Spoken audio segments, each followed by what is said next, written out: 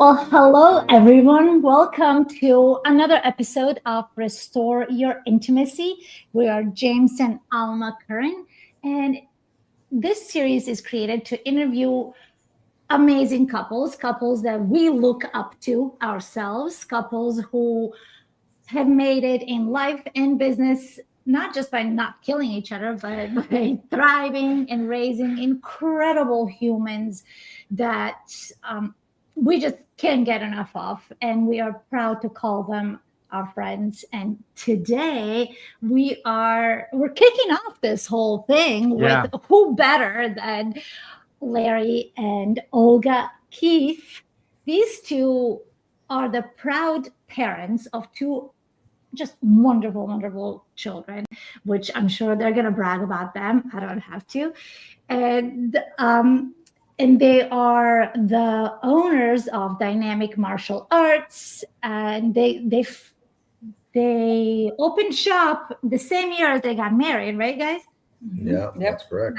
So we're going to dive into that and see how the heck that worked. Mm-hmm. And that was what, 23 years ago? Yes, ma'am. Mm-hmm. Wow. Yes. So, and they owned, they're serialpreneurs. They've started and they've owned multiple businesses. And here they are together in 2025. And they agreed to join us and kick off this entire series. Welcome, guys. We are so happy to have you. Thank you for having us. Yeah, did you say we're first? We're first in your series? Yes. Yes. Wow. So, what are the others going to do? We're going to set the bar so high. We're gonna shut it down right from the first. This modesty here. Yeah. I know. It doesn't get better than this, right? But it applies pressure for everyone else. They're like, oh man, now we got it. We like pressure. Yes. It's fitting though, because Larry and Olga were the first couple that we really connected with in the ClickFunnels community from the very first event where we went on. We didn't hang out that much, but there was something happening there. And then at the next event, which FHL, we started hanging out, and there was a lot of alignment and values. And these seem like people that are sane and stable for the most part, which you don't always get. So we've really just bonded ever since. It's been a great connection. Yeah. Yeah, absolutely. Yes. And our daughters are now besties. Yeah. Oh my goodness. Oh my gosh. Last night we were just talking. We were supposed to go play tennis. And I was telling Ella, I'm like, do you want to go? Because it got dark. And she's like, I don't know, maybe. And then they just kept going and going all the way into the mastermind. And it just kind of stayed. So it was like a 3-hour long conversation. The video chat, 3 hours, yeah. I think Ella was playing the flute and Vera was singing. That's what I heard. Yes, there was that did happily happen at one point. Christmas carols. That's awesome. That's so sweet. Yeah. And I know Vera just learned a song on guitar that Ella wanted her to learn. Yeah, and then she was sharing that. So sweet. Oh, that is so sweet. So sweet. So I want to know from you guys, truly, this isn't hyperbole. This isn't just for show, but we truly do look up to you guys. And we really do admire how you work together and how you raise your children. And the first question I have is, when you look back at your relationship in the context of starting your business together and getting married in the same year, first of all, which came first? Marriage. Yeah. Marriage. Wow. Okay. Marriage came first. I feel like I should know that. But when you look at that, hey, marriage first, and then, okay, I've been married to this person for a few months, and now I'm going to go and start a business with this person, right? You're all in, right? There's no question. My financial security depends on you. My emotional security depends. Everything that I have depends on you. And we have to make it, right? Mm-hmm. So what would you guys say, each of you, what would you say kind of sums up your journey so far? Actually, yes, we did get married before we started the business, but we were doing martial arts together before we got married. So, there is kind of a little bit of an order there as far as where martial arts has always been kind of part of the mix. Yeah, we met in martial arts. We met in the dojo. You've heard the story that he threw me and I fell for him. And he swept me off my feet. Yeah, so it was always it was there. We met in 2000, and in 2002 is when we got married. And the program that we were a part of closed at the college, and our sensei said, continue. He was moving away, and he said, you find a way to keep teaching. Yeah. And they closed the program in August of 2002, and we opened our doors for our business in November of 2002. Well, but in August is when we got our business license, actually. Yeah. So it was kind of like, the next thing to do. And, I have a little bit of a story about that too. How, what do you say when a boy and a girl meet? The boy says, oh, the advice that I give to our guys? Yeah. Oh, yeah. When we have young men that come to me and they tell me, hey, I've got a new girlfriend. And I always tell them I have mixed feelings about that. It's like, one, yes, I'm very happy for you that you have this new blooming relationship, but you need to communicate with this significant other that this martial arts thing that you do is part of who you are, right? And if you get pulled away from that because of somebody being jealous of that time spent here, you're not going to be the same person. You're not going to get the endorphin release. You're not going to get the dopamine release that you normally get in doing this activity, or the camaraderie, the space that this helps you find peace of mind. And you're going to probably become a jerk, and they're not going to like you anymore, and they're going to wonder why. And it's because you're not doing the thing that you love to do. It's part of who you are. Right? So no, this is great, but I was actually thinking about something else. You were just telling Malcolm the other day, when a man and a woman get together, the man says, is content with the girl, and how do you say it? I say, when the man finds a woman, he hopes she never changes, and when the woman finds the man, she knows that she can change him into what she wants. So with that, thank you. When I met Larry, he gave me a stack of his poems and a couple of screenplays. And I grew up in a family of writers. My father was a very well-known journalist in Russia. I started publishing when I was 12 years old. So grammar, writing, all of it, is super important to me. So when he gave me a stack of poems that actually rhymed, I was so I was in love. That's when you fell for him, right? Yes. So, so he had the writing, and then he had the martial arts, and it's like, okay, I have two things to work with, so you get this piece of clay, and then you mold it into something. And so he had two beginnings, the writing and the martial arts. And when the college program closed, that was kind of the natural thing. Okay, we're going to be molding in the martial arts direction. So that's kind of how it originated. And it was just, I don't know. I was actually thinking about it yesterday, how I don't know if I could do it again. It was ballsy. We were talking about last night, how when we started the business, we thought it was going to be easy, because you see other people do things and you're like, oh, they do it, I could do it. It must be easy. And you start it, and then you don't realize how hard it is until you're in it. You get into it. Because I was a martial artist, not a businessman, and so when we opened the dojo, my thought was we put our name on the door and people will just line up and be ready to go, and we'll be taking home wheelbarrow fulls of money. It's just how it works.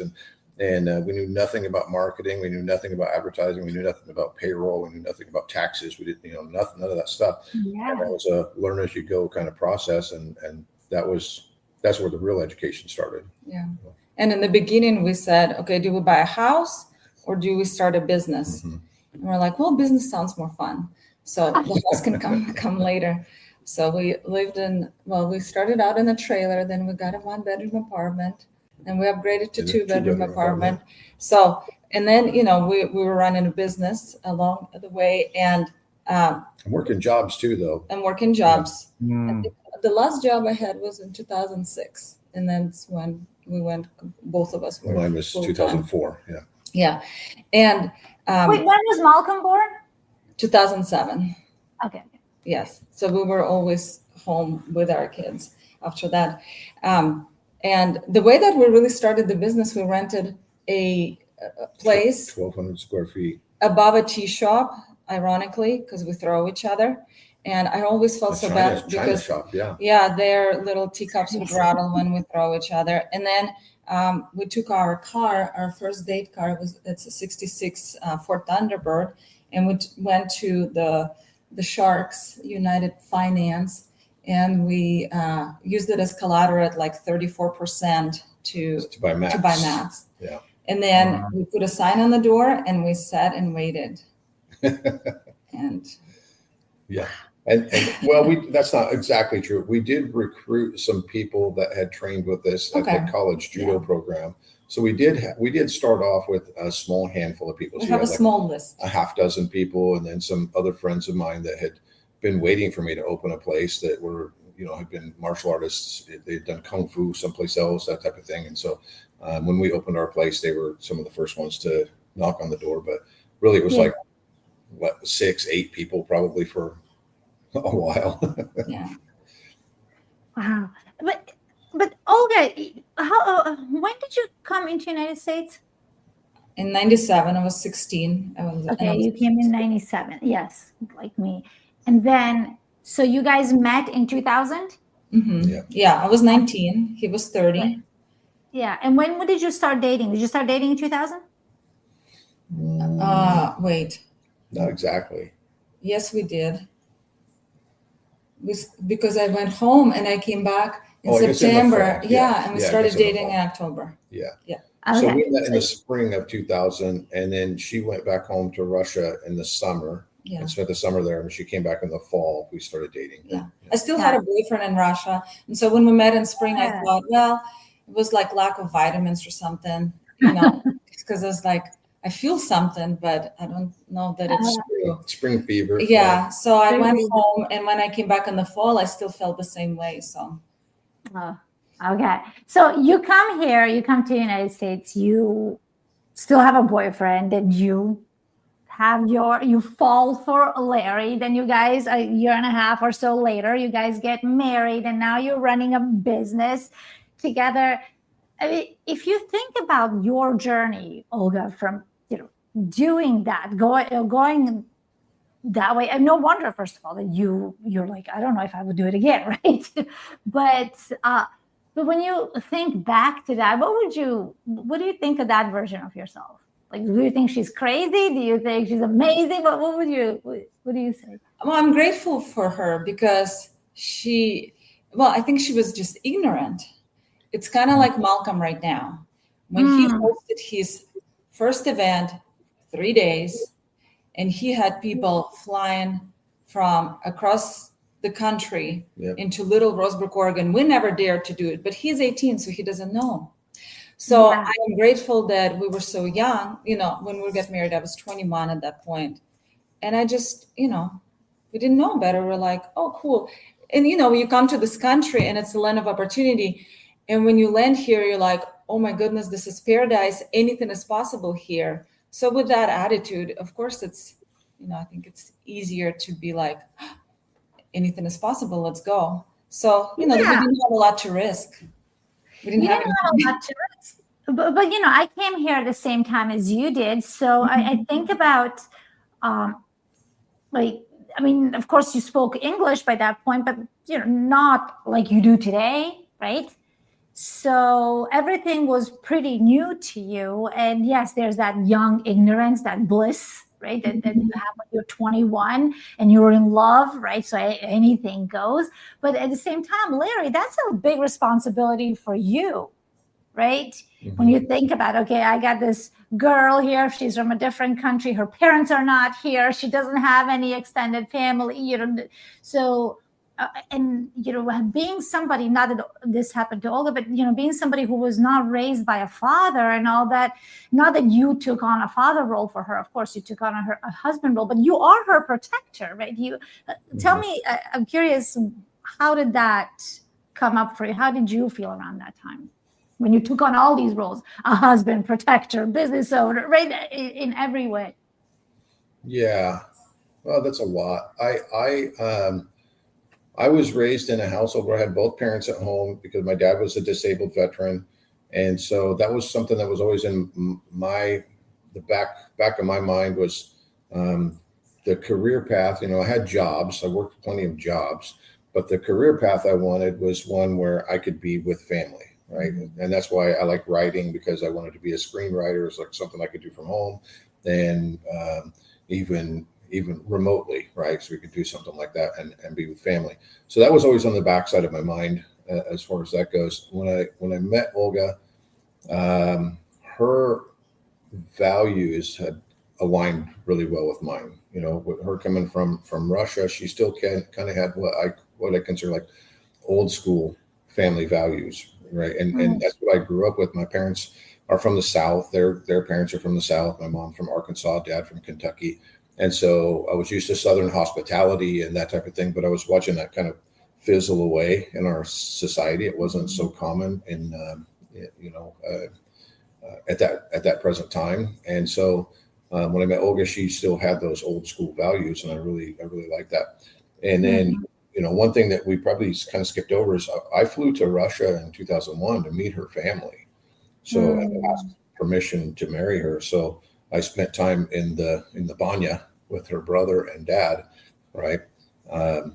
Nothing to hide in there. And so we talked,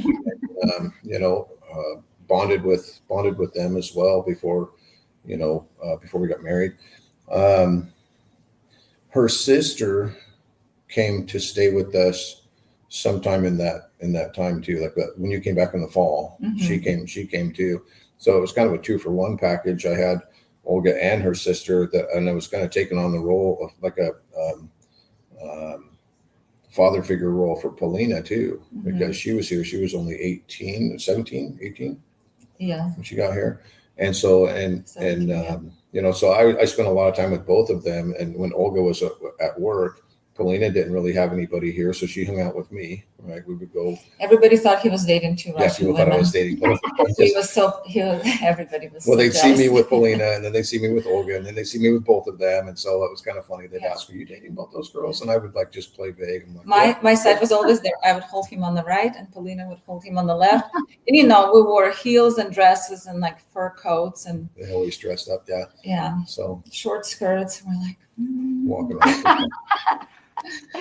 So, but I kind of took on a parental role for Paulina too. As a matter of fact, she used to call me dad, right? Sometimes she called me dad. And so when we started talking about the business, we probably started talking about that as soon as the judo program closed down at the college. The college, I don't have a teaching degree, and that was the judo class at the college was a credit course, a PE credit course. And so I couldn't continue on with that program when my sensei moved away.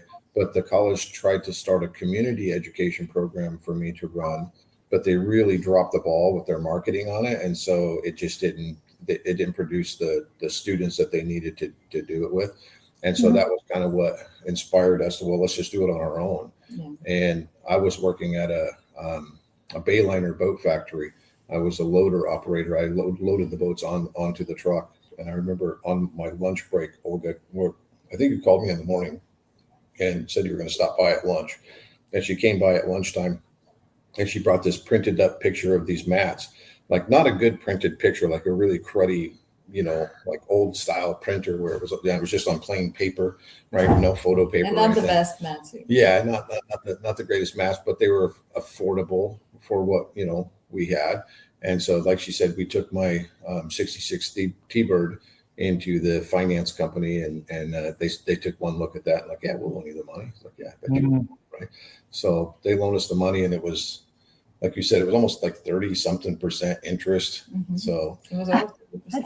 They were killing us on the interest, but that was the only way we could have. We didn't have any good credit. We didn't have anything going on as far as that goes, and so that's the way we had to do it. Yeah. That's a lot, and you guys have built your whole life around that business. And then as Malcolm was born, and then a few years later, Vera, you pulled the kids into it. So that's kind of all you guys have known, right? Yes. Yeah. And I know that once like you said, Larry, you didn't know payroll, you didn't know taxes, you didn't know how to really run a business. You were an artist, and you guys bought the mats, and there you go, right? And then you grew that into a real business that has allowed you to travel all over the world and entrust it with your employees. How did you go from we don't know anything all the way to that point together? Well, in 2008, Yeah. when Malcolm was, 1, I came to Larry, and I used to call the dojo my husband's expensive hobby. Even though we were running together, but it still was like, because the martial arts was his thing. We're losing our light. Yeah. Maybe now I'll close that thing. Can we real quickly? Okay. There you go. That's better. Yeah. Until it adjusts again. So I came to Larry and I said, we need to do something.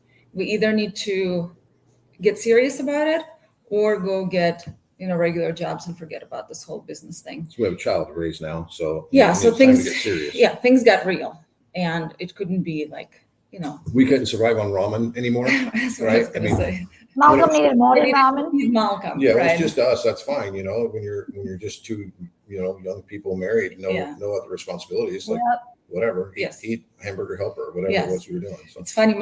Somebody on one of the calls, I think one of Malcolm's guests on the mastermind was talking about the WIC program.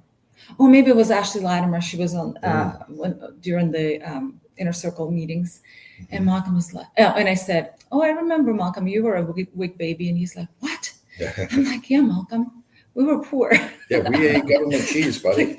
You don't remember, and you didn't feel it, but yes. But so in 2008, we're like, okay, either we take, another risk, which meant getting a mentor who was not, which was not a cheap move, or we just, get regular jobs and forget about the whole thing. And of course, we went and got mentors, and that was kind of a do or die moment too. It was more money than we could really afford to pay for the mentor, but the mentor promised we'll increase your revenue. There's going to be return on investment on this, and we're like, we got to take the chance. And so we did it, and it worked. It worked. It worked, to where it carried us over. But then, it was still not.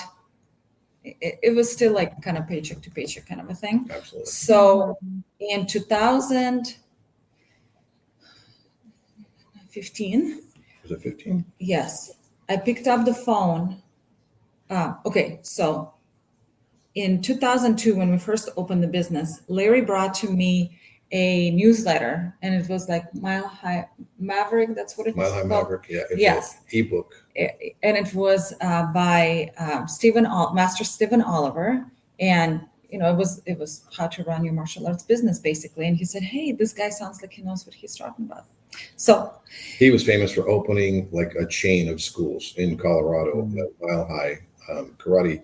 So he opened like 5 schools, and in that newsletter or ebook, whatever, he talks about how he maxed out all of his credit cards and everything to open up these schools, and it worked, right? He got multiple locations, and so then he became the Mile High Maverick. Yeah, and we found out later he was actually, or maybe still is, in Dan Kennedy's high program. Okay. Yes, so it's interesting how small this world really is. I know. Yes, and so, but we didn't know it until years later. So, but yes, Larry brought it to me, and I was like, whatever. That was 2002. Yes, and 13 years later, I came across him again, and I finally picked up the phone. And she says, "Hey, what do you think about this Stephen Oliver guy?" I'm like, "I told you about that in 2002." Yeah. Right. What do you think? She wasn't ready. In my defense, he could have picked up the phone. I could have done it. Yeah. Yes, but I was waiting for you. Anyway, 13 years later, I picked up the phone, and and Master Oliver, he's amazing. So we joined his group, and he really gave us taught us the business tools that completely changed our business. We had other mentors along the way that helped us, in little steps, but probably that was the biggest adjustment that we made that made our business profitable. Yeah. So. Yeah. So that was the biggest adjustment that made your business profitable. But, I know, we all know a lot of couples, right? And I get to work with couples, and and often when people are in a situation like yours, right, there's the one who's reasonable, right? Or it's like, oh, let's not and do that, right? And because child, we're growing a family, because whatever reasons, right? Especially, I really want to point out that you mentioned 2008. That is when we had our biggest market crash, right? So you guys actually decided to go to take more risk. Right. Yep. A lot of the country was struggling. Yeah, which we didn't feel because we never bought the house because we started the business. That's So true. you're like, what's going on around here? Why is everybody so depressed? Yeah, the unemployment was high, and of course, you guys were owning your own business, but people were not willing and able to invest in martial arts, right? Because that's when people start cutting corners. Well, interestingly enough, and we actually heard it on the news because we were seeing that. They were saying how, like, when economically people are not doing well, that's when they turn inwards and they start investing in themselves. So like that's when, because they need that comfort somewhere, so they start going to the gym and they invest in their kids. And that was the biggest jump. So actually, kids program went up. Yeah, that was a good year for us. Just like COVID ended up being the best year for us. Isn't that interesting? Yeah, because when everything else crashes, people go back to the basics, right? Like what's important in life. Safety. Yeah. You're right. Actually, I think about when COVID hit, I at that time I was working, but I was working for Tony, and I was carrying a load of 120 clients at a time because people were just investing in themselves, and he went virtual, and all these people they had nothing else to do. So they were attending Tony Robbins seminars. So I guess that's when happens, when these big crises happen. I didn't connect that. We're the safety net for the big crisis. So we're like, when is it happening again? We're ready. Let's go. And personally, that's actually the time when I started reading and listening to books that were entrepreneurial books, right? And so I started just all I could take in with all that stuff, anything I could get my hands on, I was reading and listening to it. And I think that that put us in the right direction to get my mindset locked in on where we were going with the business too. Yeah. And I'm curious now with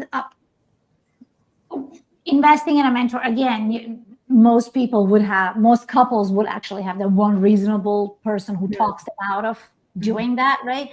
So you did end up with a mentor, but would you say that your values, your shared values, is what gave you that green light to trust each other, or was it something else that you would consider your greatest asset? I think it was that, but I also think at that point in time, kind of our back was against the wall. We were at a point where it's like I said, it was do or die. It's like we either got to go back to doing Joe jobs, working the 9-to-5 grind, or we got to just throw everything into this business and make it work. We're going to roll the dice. And so we said, let's do it. Let's commit to it. And I think that's a side effect of what we do in martial arts too, is it's hard to do what we do without committing to it. And so, like you don't get a black belt by not committing to what you're doing. And so, that type of dedication and perseverance is kind of like built into us already. And I think that was one of those things where it's like, well, let's do it. Yeah. And going back, you mentioned values. Yeah. I realize now that that's kind of been our secret sauce. When we first got together, Larry was much wiser than me. He had more life experience. Not anymore. Not anymore, but just So he said, our relationship is going to be built on 3 pillars, which were important to him. Truth was number 1, love was number 2, and loyalty was number 3. So, and those 3 things, he presented those to me, and he said, this is going to work only if. And I said, oh, that is so romantic. And by that, back then it was romantic and it was cool. Like I even gave him a picture frame, and it had like truth, love, and loyalty. It's still sitting by our bed. With a picture of us with rabbit ears. Yes, cute. Yeah. But now I realize this is, after having been in business for all these years, this is how great companies survive, right? When you lay down that foundation, when you have your mission, right? When you have all the values that you're going to check your decisions against, right? Does it check the box? Because if it doesn't, we're not considering it. And I now I know. Back then I didn't, but that's what carried us through, is those three things. Everything was checked against them. I came here as a Rotary Exchange student, and I remember back when my dad first got involved with Rotary, and he was one of the founders of Rotary in Eastern Russia. I remember how impressed he was. They had 5 questions that they would ask, and I honestly should have reviewed them, but I don't remember the 5. I remember the first question, and the first question, is it true? And so then you go through each of the questions when you make decisions, and that's exactly the same thing. And so I remember my dad was like raving about, like, these guys, they have 5 questions that anytime they make a decision, they ask, and if it fits, if it checks all the boxes. Does it help? I can't remember that. Yeah, something like that. And so so that's been our secret sauce, because Larry gave us the 3 things that we always checked everything against. And then another thing is, we've always stayed in our lane. Because people are always like, well, how do you guys work? Like, don't you get tired of each other? Well, no, because I have my space and he has his space. We have different strength. Now that we've done all the personalities tests in the world, we're very, we're very different.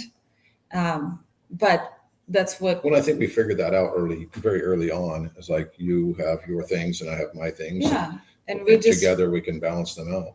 And so when it came, figured those out, though, I'm curious. Did you like butt heads at all, or was there like before you had personality tests and assessments? How did you find your lanes? I think it just came naturally. Organically, just kind of organically. We just kind of. I think also like I mentioned earlier, we both had the old school values, right? And so there's kind of in the household, there's the husband's role and there's the wife's role.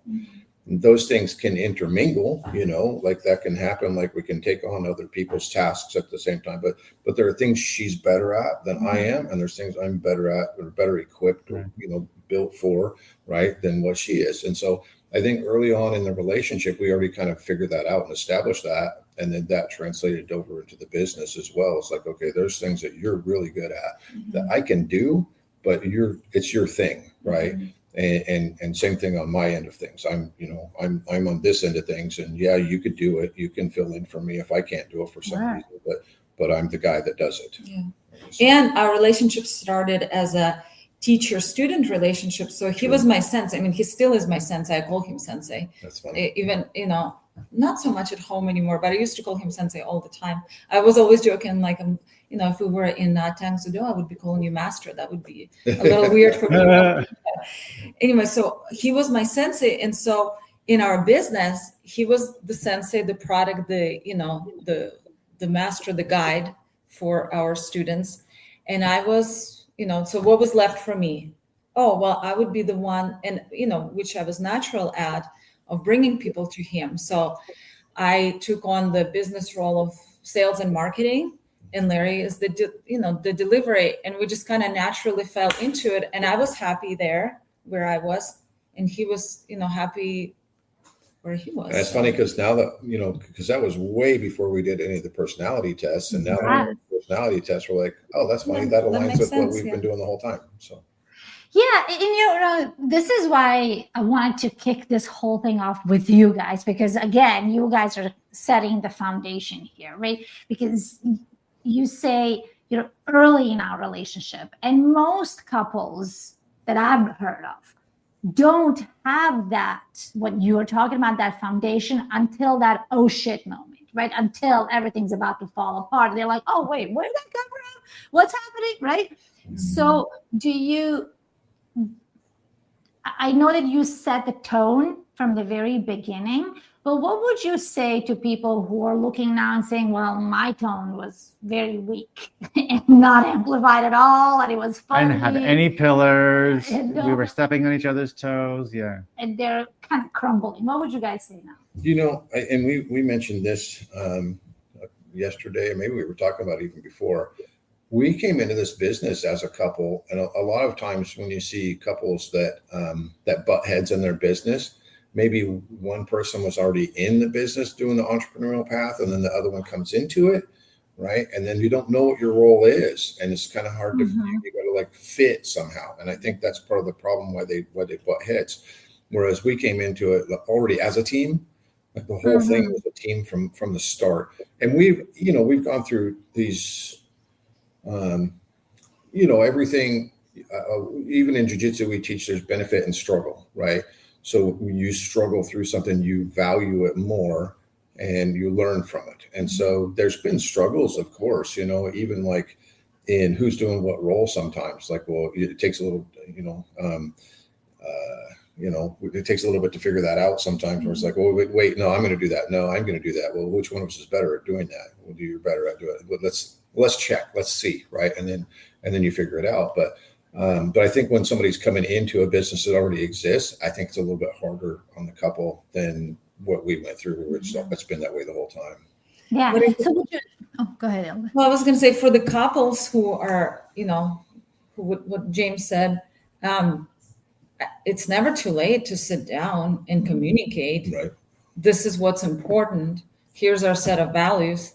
Let's start now. It's just because you didn't start it from the beginning, it doesn't mean that it can be started now. Like, there's always, Tony teaches us, right? You can always start today. Today's my Monday, and the rest of my life will be different because I made the decision today to do something different. So yeah, lay down the values just like you would when you're starting a business, and go from there. My family will tell you I'm all about family meetings. Let's communicate everything to death. But it helps, because then you're like, nothing is unsaid.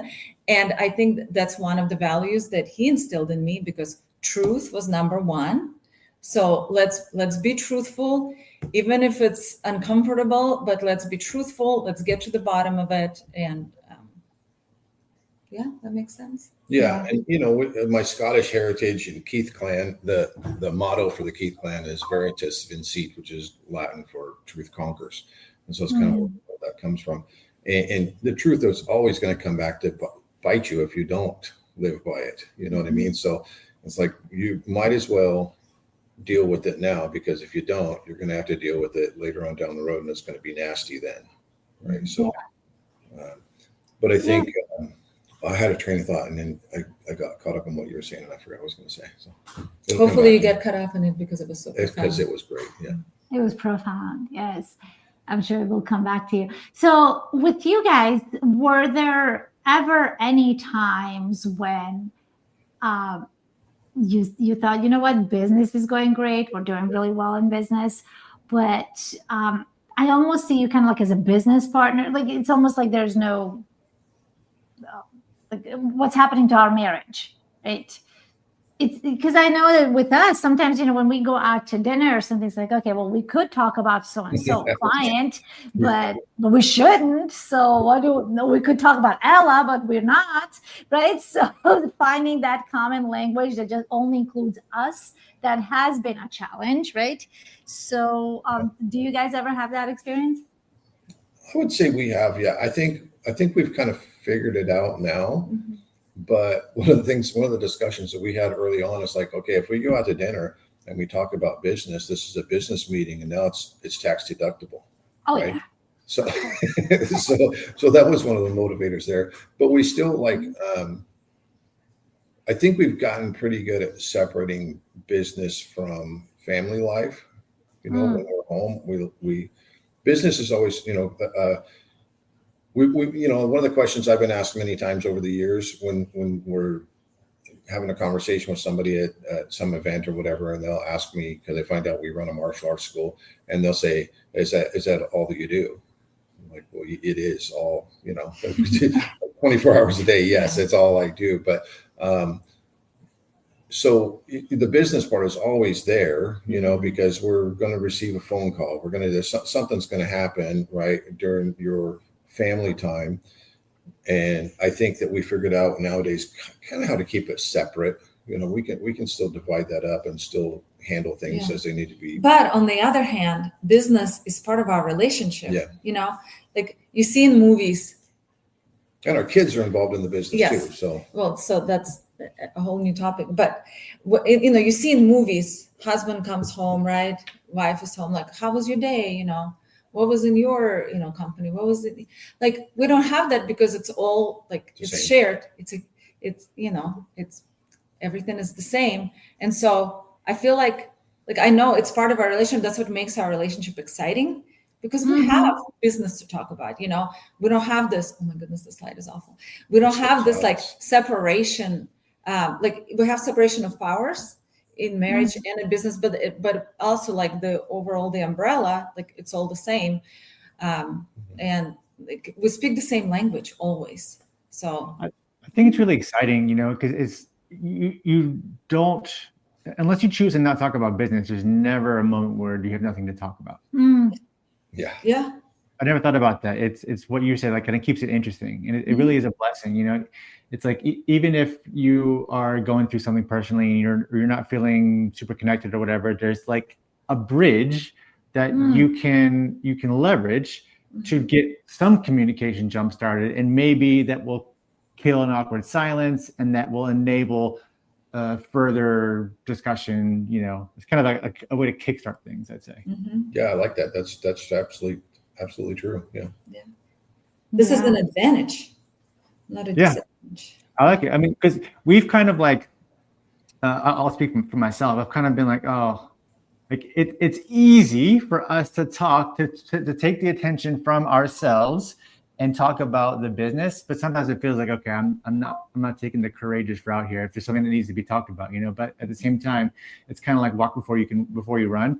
And if for whatever reason you didn't end the night on the best terms of the previous night, or there's some perceived gap, it is a reliable, usually non-triggering bridge or even peace offering of a way to like, hey, what are we doing with this thing today? And that can grease the wheels a little bit. Yeah. Oh yeah, we've been there, done that. Yeah. So you guys are obviously in the business of not avoiding challenging situations, right? You manufacture challenging situations and get through them on repeat and demonstrate that for others and have others pay you to do that exactly. So yes.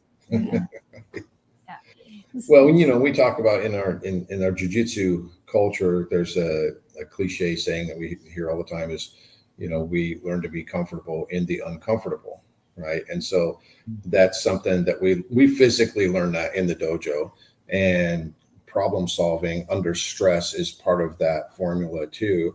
And so when we step off the mat and we're in our regular day-to-day life or business life, whatever, that's something that just adheres to us. It's like, that's how we handle things. Same rules apply. Yeah. I mean, that's the benefit that our students come to reap from the mat, is because what you learn on the mat applies so much to your everyday life. We always talk about how, like, counseling is very popular thing in this country.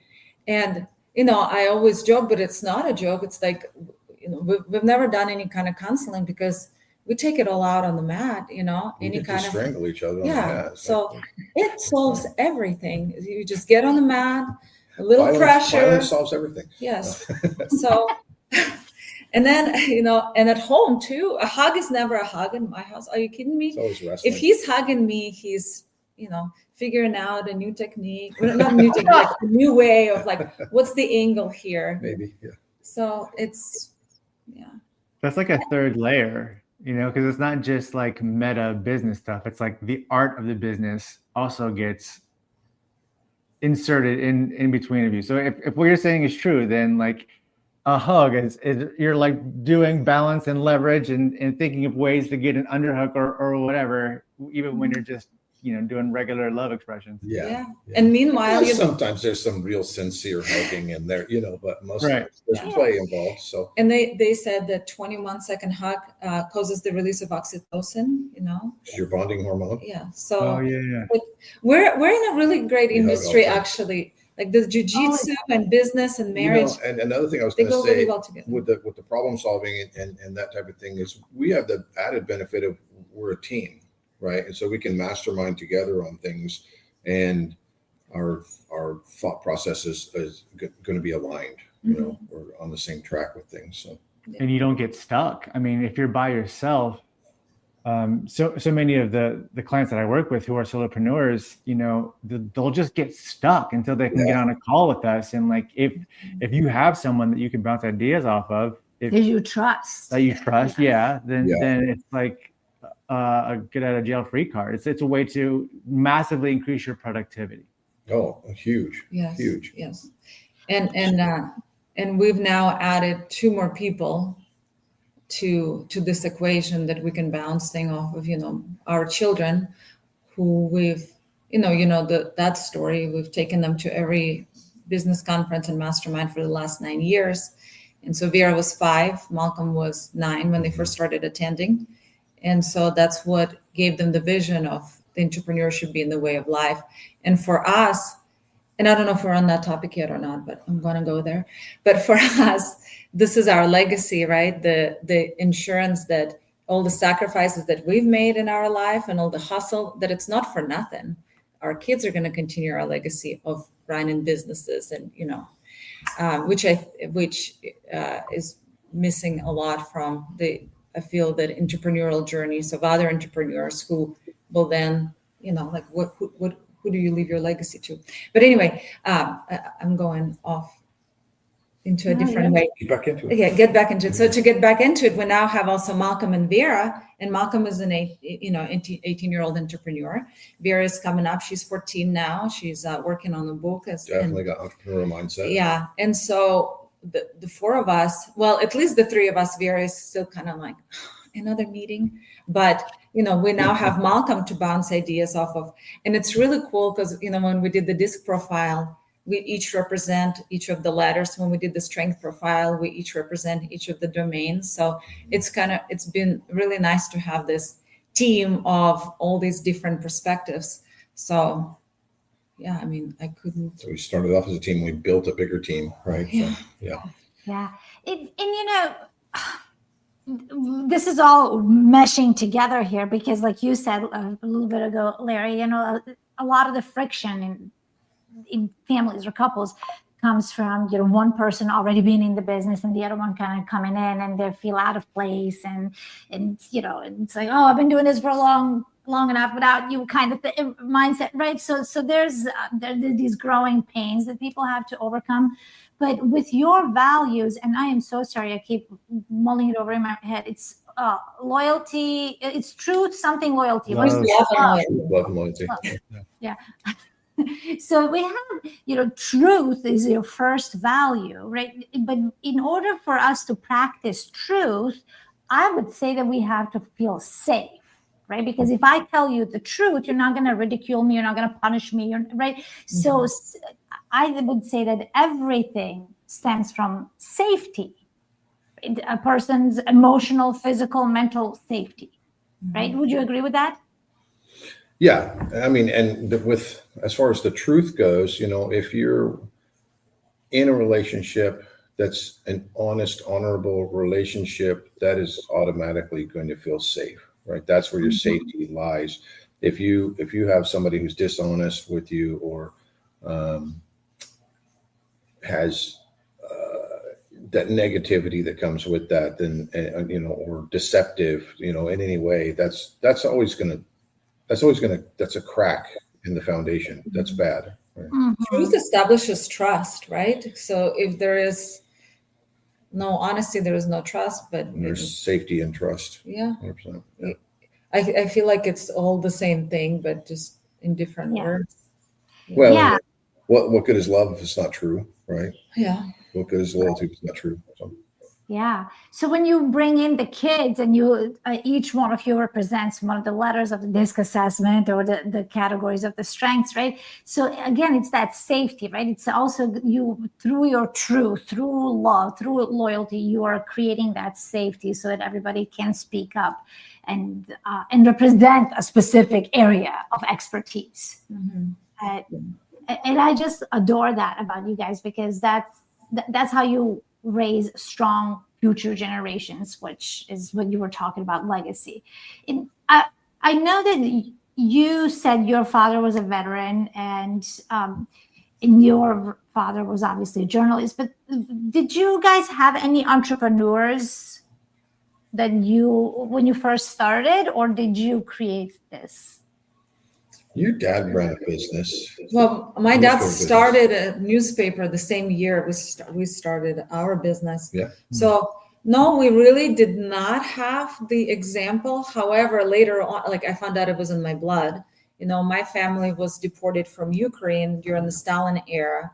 And, you know, it was during that time where you would take from, you know, the rich and give to the poor or whatever. So knock on the door at 3 a.m., you have 20 minutes to get whatever you can, and then they load you onto the train and you ride to Siberia. And so my grandfather's family, he was one of 10 kids. They had fields, they have cattle, they had stores. You know, they had stores, they had you know, honey, whatever beehives, there we go. And so later on, from my grandfather's stories, actually, you know, maybe I didn't know that maybe until, I don't know, 6-7 years ago. I found out that, yeah, they were entrepreneurs. And so, yes, it was somewhere in the blood. But no, we didn't have an example of like, oh, my mom did this or my dad did that. It's just, well, somewhat. My mom kind of worked from home as a sociologist for the last few years of, you know, me being at home. But yeah, I wouldn't say that we came from a family of business owners. Neither one of you. I was a kid. I was into like muscle cars and that type of thing, and I couldn't afford to buy a really cool car, so I had to find ways to get money, you know, for the cars and that kind of stuff. And so I didn't know what I was doing. I didn't know there's a word for it. Now I know it's called flipping. So I would buy these cheap cars and I would fix them, and then I would sell them and I'd make money off of it. And then I would put that into my own hot rod. Right. So in a sense, I was being entrepreneurial way back then, but I just had no idea that that's what it was. I didn't know it was a thing. I was just like, supplying my own habit, right, of my hot rod. How do I finance my hot rod? Well, I buy cheap cars, fix them, and sell them to other people, and take that money and reinvest it, whatever. So I didn't know that until actually we were talking to Bill Allen, and he was talking about before he flipped houses. When he was in high school, he flipped cars. He would buy cars, fix them, and sell them. And I'm like, oh, I was a car flipper. I didn't even think about that. So, that's what I was. A flipper. That's what they call that. Yeah. Right. Yeah. Yeah. So you had it in you, both of you. You had that. So now, you know, we're all in the business of raising stronger children, right? Because we want to, with everything that's happening in our country and around the world, especially in our country, we want to make sure that these kids that we are in charge of get to be stronger, right? Get to rise above. And I know that you guys are super passionate, obviously, about your family, about each other, about entrepreneurship, about martial arts. And it truly is an honor to be on this journey with you guys. And we've, in the few short years that we've known each other, we've been on a journey like together. We've been intertwined in so many ways. And but not everybody gets the privilege of knowing you guys and working and being in such close proximity to you guys. So I'm curious, because you guys are so passionate about serialpreneurship, what are some ways that people could actually get to know what you do? And if they're curious and saying, you know what, how do I work with these guys? How could they do that? Okay. I'll leave my phone. No. Well, how do people get to know us? Well, I know that Boy, let's think about that for a second. I know that when we're at events, this is something that we've encountered a lot because we have our kids with us when we go to a lot of these, to all of the events that we go to. Our kids are always there. And we do have people approach us a lot and ask how it's great that your kids are here. How do you do this? And so we've talked to a lot of people about that. One of the things that we say is you just have to do it. How do you do it? Well, you just do it. You just bring your kids. Well, we got to, this and this and that. Well, okay, those are all problems that are solvable for you to, if you really want your kid to come with you, make it happen. Right. And so we've had that conversation with a lot of people. And that's one of the ways that we've gotten connected with a lot of people in the entrepreneurial world. Our kids are kind of the segue into that for us. So what would you say? We live on Facebook. So yeah, that's the best way to find us. Yeah. And what do you guys have going on? Of course, I wanna share with everybody who's going to be watching this on the World Wide Web. I want to talk about Malcolm's thing for a moment, but first I do want to know, I know again, you guys are so passionate about entrepreneurship and martial arts, and just strength, being strong for ourselves and our children. And because of you guys, I've started to look around, when I'm at a mall with Ella, I'm like, okay, am I in trouble? Do I need to be aware of my surroundings? Mm-hmm. Where in the past, I'm just like, right. Look at those mountains over there. It's so pretty. The leaves are going, right? So is there a program, is there something that you guys are teaching where people say, you know what, I want to be taught by those two? Yeah, we have a few things. We have our brick and mortar. It's at rosebrookdojo.com. Larry has his Takedown Confidence program for jiu-jitsu people who want to add. It's very specific for jiu-jitsu who want to add takedowns. It's at completegrappler.com. And then we also have hearttoharm.me, which is a virtual self-defense program.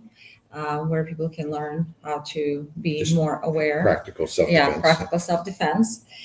And then a passion project.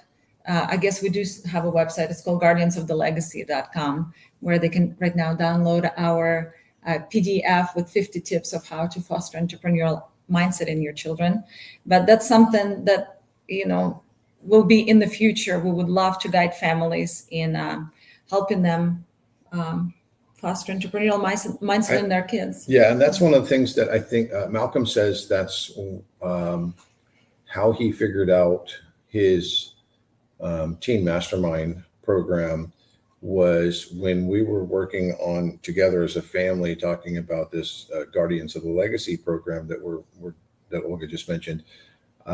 Malcolm was always like, well, what's my part in this? What do I do? What's my part? And we were telling him, well, you're a product of the product, right? You're the example that we're, you're the thing, right? That we're marketing or whatever that we're sharing with people, right? And so you're the result. But it wasn't enough for him.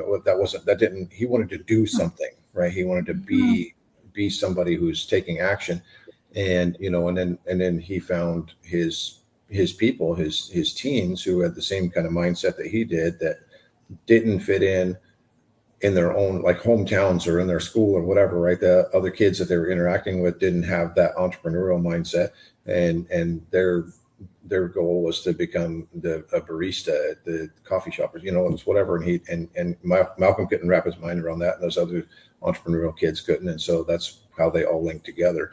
And so that we kind of think of that as maybe even under the umbrella of the Guardians of the Legacy is that's kind of how Malcolm thinks about it. And so we're still working on this program because we're both kind of perfectionists with things. And so, well, I feel like we, you have to focus on some things right now. The focus is on Malcolm's teen mastermind and doing his events. And at some point when the timing is right and when we can shift the focus to Guardians of the Legacy, that's something that the world can benefit from. Mm-hmm. We're just not there yet. It's a work in progress for sure.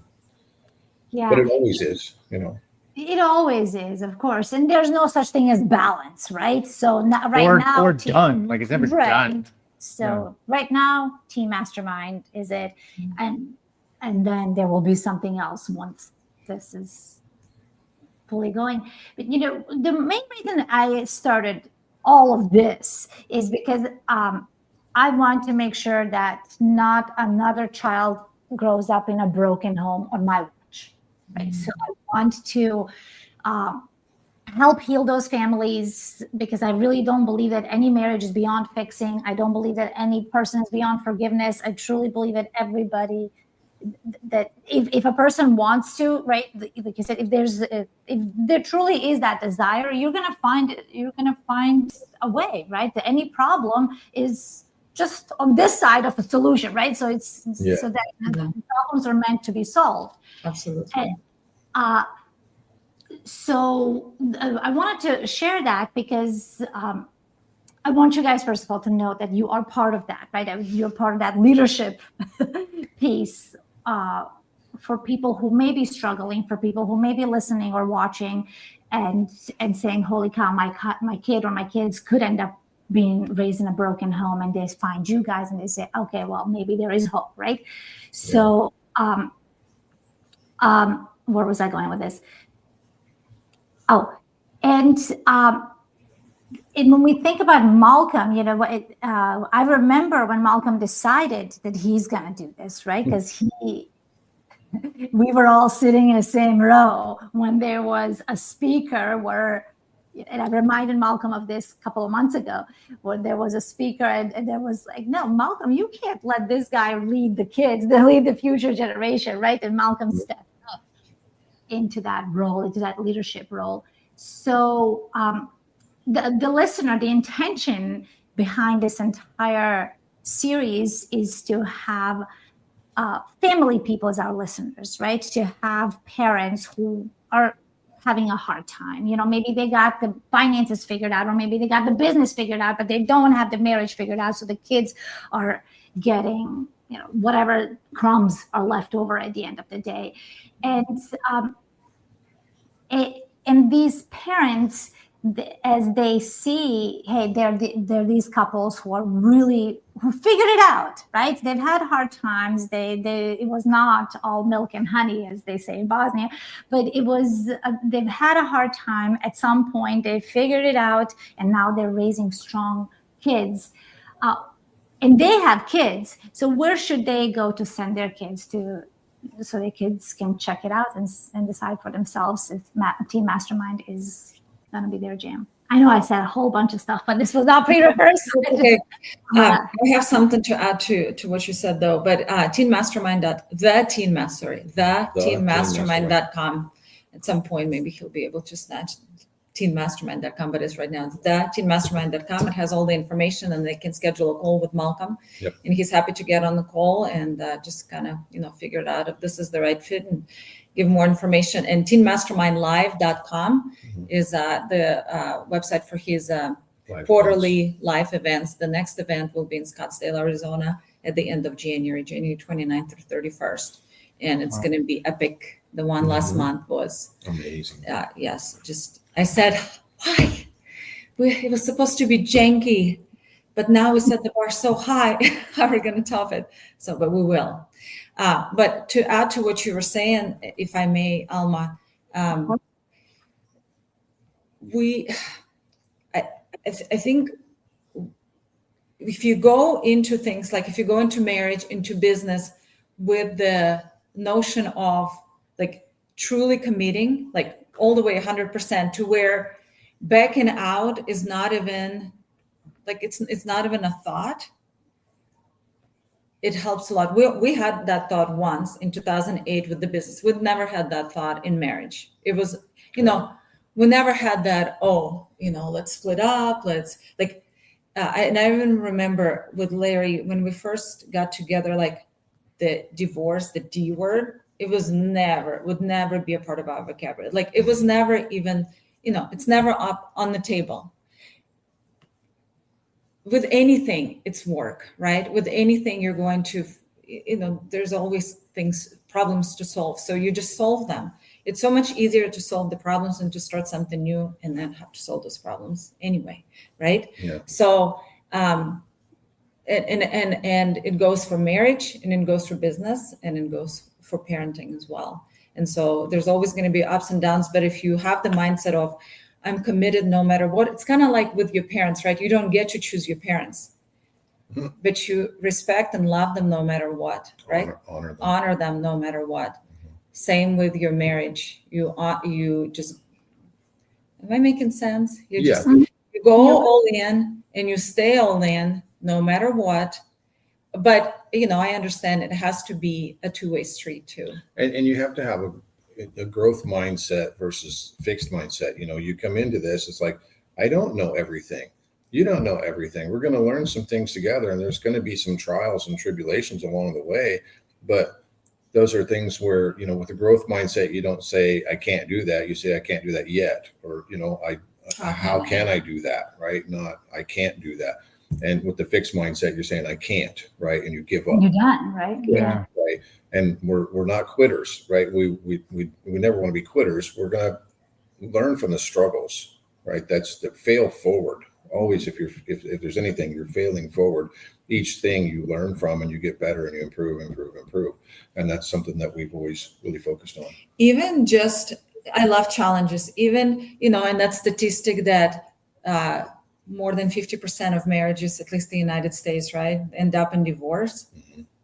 I don't want to be a part of that, right? Like we're gonna beat that. Yeah. Like, and we were both very fortunate. Both of our parents married, until death did them part. So we had a great example in them to where, we didn't see the divorce, right? We didn't see and they went through struggles. It wasn't easy, And I watched my parents go through struggles and push through it. That's what you do. You're committed. You made a promise. And that's something that I preach to our students always. How many conversations that we have, right, where somebody wants to quit, and it's like, okay, you quit this at an early age. That creates a habit, right? Habit of quitting. But I mean, if you go all the way to black belt, so for a 4-year-old, Malcolm is getting ready to test for his black belt next month. So he's been doing this for at least 14 years officially, right? But can you imagine if you can stick with this? Well, even for somebody who is older, 8 years, 9 years, right? Mm-hmm. That's like a degree, if you really need a degree. A degree is, a piece of cake. Climbing a career ladder, if that's your jam, that's easy, right? So everything pales in comparison to getting the black belt. So that same thing applies to what we do in the marriage. It's a commitment, and you just, through thick and thin, just like how you said it in the vows. Like, why do we say the vows if we're not going to stick to them? Like, hello, that's lying to yourself. Truth. Yeah. Yeah, and I think that with a lot of couples, we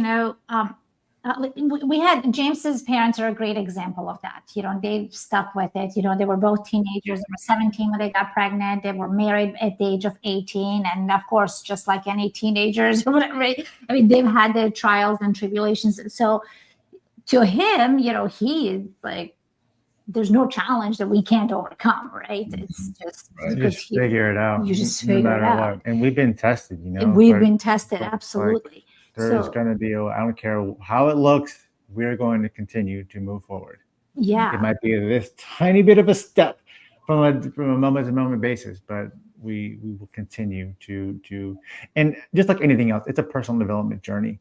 Yes. Right. It's whenever there's a problem, it's my fault. It's like, it's my unwillingness to be open or to be vulnerable or to be whatever that's causing the problem. So it's just like, it's the hero's journey. It's just like when you're trying to get a goal or do some business thing, it's like you are making a transformation of yourself in the process that actually enables you to progress forward. And if you aren't progressing forward, just put a mirror in front of your face. There's the problem. Yeah. And I come from an environment where in my own family, it was till death do us part, right? My dad died and then they were done. But, it was a little more complicated than that. It was, I grew up with the belief of, thank God he's dead. If he wasn't dead, we would have been dead, right? So it's like, oh God, thank God that dude is dead, right? So so it took me a lot of undoing of my own mindset over all these decades. But I do come from a traditional environment, right, where that's just it. There's no divorce involved. There's No, you just figure it out. You know, it's a shame that you bring it on your family. I mean, there are all these different things that happen if you do get divorced. So I think some of us by default end up with those parents. Like you said, you can't choose your parents, but some people are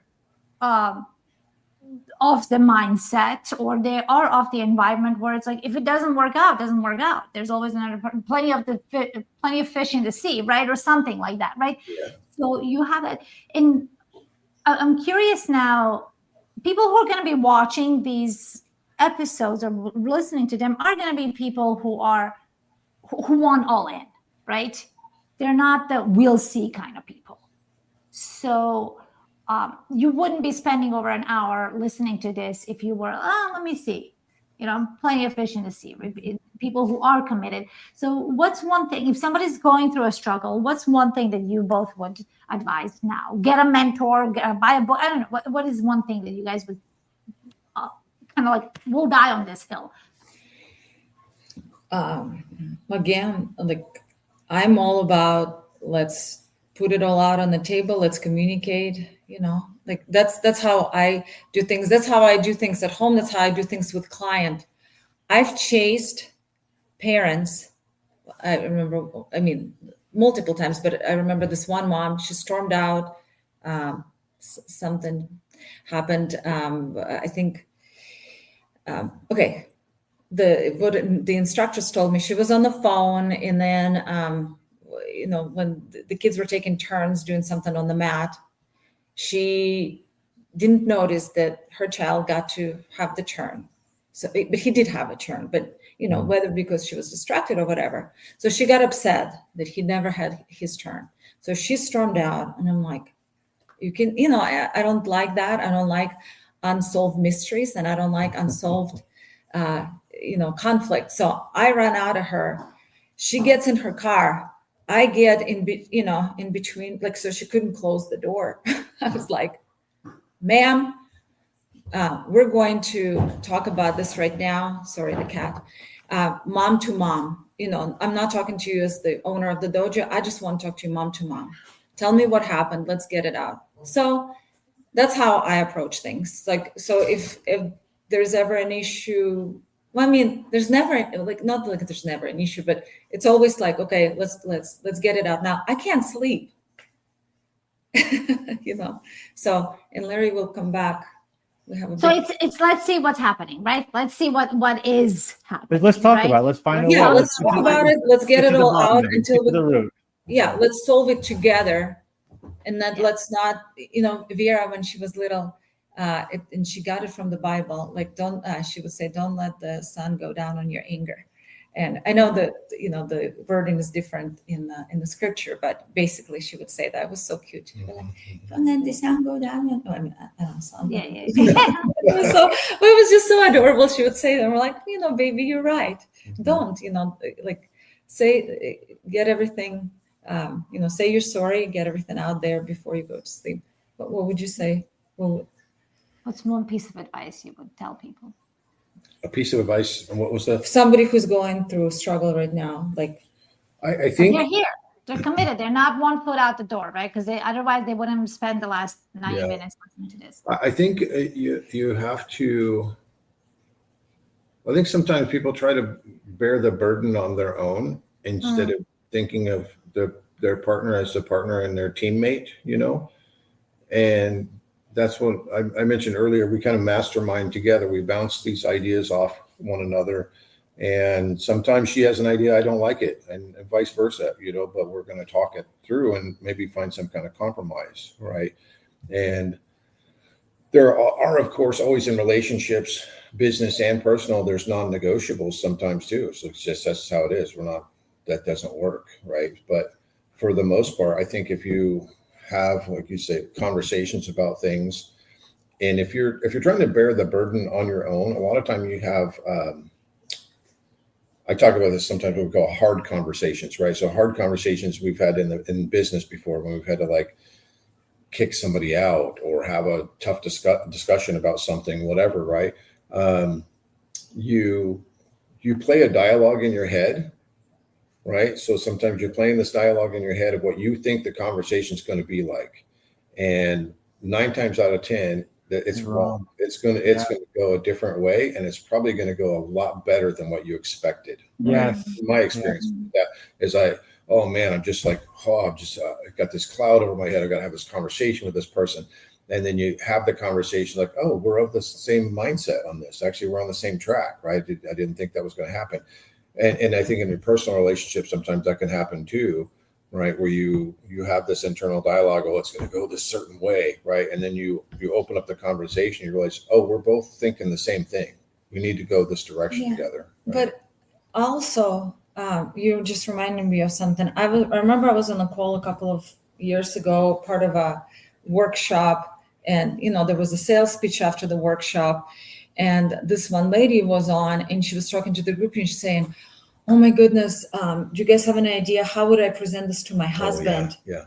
And I was thinking, like, my husband is the guy that I would go to and say, "Oh my goodness, how would I present this to anybody else?" But my husband, like, I don't have to figure out how to walk on eggshells around him. Like, even when, like, and I buy all the courses in the world and everything, all the masterminds that we're part of. Yes. But I never have to ask for permission. Like, he knows me, and I can be honest about it. Like, I think that's where it all stems from. Like, I never feel like I have to be like, oh my goodness, how do I talk to this guy? No, he's my best friend. He's my best person. If I don't have him, like, I have nothing, If I can't talk to him, then there's nobody in the world that's closer. Right. You know what I mean? Nobody. So when that lady on the phone, on the call was like, asking the group, can you give me advice? How do I present this opportunity to my husband? I'm like, oh my goodness, you have bigger problems. Like, screw the opportunity. You guys go work on your marriage and establish in that position with each other where you don't have to. I think it was Myron Golden talking about how he was on stage saying, if my wife is on her way home and she decides to buy a house on the way home, she doesn't need to ask my permission to do this. I trust her. Yes, I remember that. Proper decision. And, that was like an extreme example, of course, but still it's the same, kind of the same line there. Like, we trust each other in that respect. So I think the advice would be establish that trust where you don't have to, like, handle each other. If we have to handle each other. Well, that means being trustworthy too, though, right? That's a 2-3. Yeah. I can put my trust in Olga because she's trustworthy. She's earned that. We've earned that with each other. We know that she's not going to make. I know that she's not going to make a decision that's going to jeopardize our relationship or our business or things like that. Anything that she's doing is coming from the right place and with everything in mind, including me and our family, and And I know that he will never say, "Oh, you want to spend another $50,000 on what?" Not to say I don't pump the brakes sometimes, right? Right. So this is a discussion, Yeah. But it's in those little things, right? Those little things that allow those big expenses, because you just do trust her that she has your family's best interest at heart, right? This is why, I've gotten pushback when I say don't share your marriage problems with your girlfriends, right? And it's like, I tell my girlfriends everything. Yes, except for your marriage, right? So no, but protect your marriage at all costs from anything, because like you say, okay, if you can't, if you have to figure out how to present something to your husband, you got bigger problems, right? And you can solve all those problems by becoming trustworthy and establishing that trust together. Yeah. This is the closest person that you have, period. Yeah, absolutely. Not your mom, not everybody. This is it. Yeah. So this is the person I confide in, that with everything, my deepest. Yeah, because everything else can be shared with everybody else, right? You can start a business with somebody else, right? And we know plenty of business partners, right? You can do most things with people, but there are only a very few things that you can do with your person, and that has to be sacred. Yeah. That has to be protected at all costs from everyone. Yeah. Absolutely. Yeah, it's been such an honor. I'm so excited. I'm so grateful to you guys. I am, of course, I can't say I was proud of you guys, but I am. I'm proud to watch you guys create these beautiful humans, create amazing businesses, and I can't wait to see what other things you guys create. And everybody who's listening, I'm going to drop all the links, because remember, these are serialpreneurs. They're always going to be building businesses. They're going to be 100 years old, and they're going to be adding another thing to the bucket, and that's perfect. And all of their things will benefit families and the future generations. So you cannot be steered in the wrong direction. So I will drop all the links, that whatever you need, go to Larry and Olga first, and then one-stop shop. one-stop shop. That's what I tell people at the dojo. Seriously, it's It's a one-stop shop. One-stop shop. All right, everybody, we'll keep this we'll keep this on our Facebook accounts, and we will obviously, this will be available where? Apple Podcasts, Spotify, Restore Your Intimacy. There we Awesome. go. Thank you guys so much. I just want to say also that the feeling is mutual. We're honored to be friends with you guys and watching you guys grow, in your family and in your business as well. It's awesome. You guys are doing good things. And communicate with each other. I love watching you guys. And I hope you guys get to have a podcast where you share what you do, like, what you guys, your traditions, or, what do you call it? Like the evening ritual, for instance, before you go to bed. Yeah. Like, Oh, yes. We have all kinds of We have techniques that we've developed to enable our relationship to be where it is today. how we start the day, how we end the day, everything in between, how we check in, how we disagree. yes, all we'll of have that. to do a podcast where we interview you for your podcast. Oh, that would be great. Yes. I'm down. Yeah, that would be great. And I want to have you guys back, so we can reflect on what has happened.